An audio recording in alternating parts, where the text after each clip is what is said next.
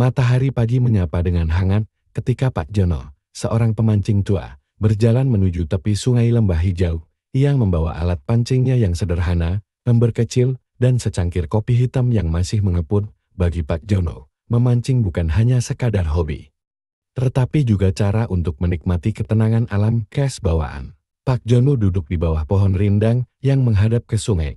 Ia melempar kailnya dengan gerakan terlatih. Aliran sungai tenang, hanya suara gemericik air dan kicauan burung yang menemani. Setelah beberapa saat, kailnya mulai bergetar. Ia tersenyum kecil, mengira ikan nila besar telah terpikat umpannya. Namun, saat ia menarik tali pancing, sesuatu yang berat membuatnya kesulitan. Wah, berat sekali. Mungkin ini ikan terbesar yang pernah kudapatkan, gumamnya sambil terus menarik.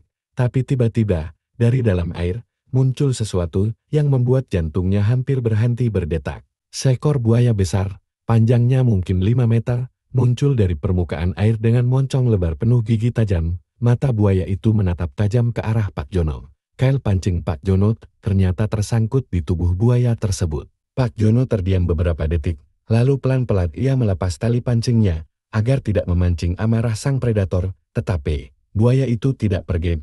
Ia malah mendekat ke tepi sungai, seolah penasaran dengan pria tua yang kini berdiri mematung di pinggir air. Pak Jono mengingat cerita-cerita penduduk desa tentang buaya penjaga sungai ini. Konon, buaya ini dianggap jelmaan roh penjaga yang tak pernah mengganggu siapapun kecuali jika merasa terancam.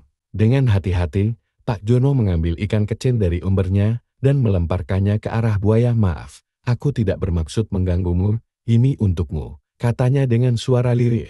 Buaya itu menggerakkan tubuhnya sedikit, membuka mulut, dan menangkap ikan pemberian Pak Jono. Setelah itu, buaya tersebut berbalik perlahan dan kembali menyelam ke dalam air, menghilang tanpa suara. Pak Jono menghela napas lega, mengucap syukur dalam hati karena masih diberi keselamatan. Hari itu, Pak Jono memutuskan untuk pulang lebih awal.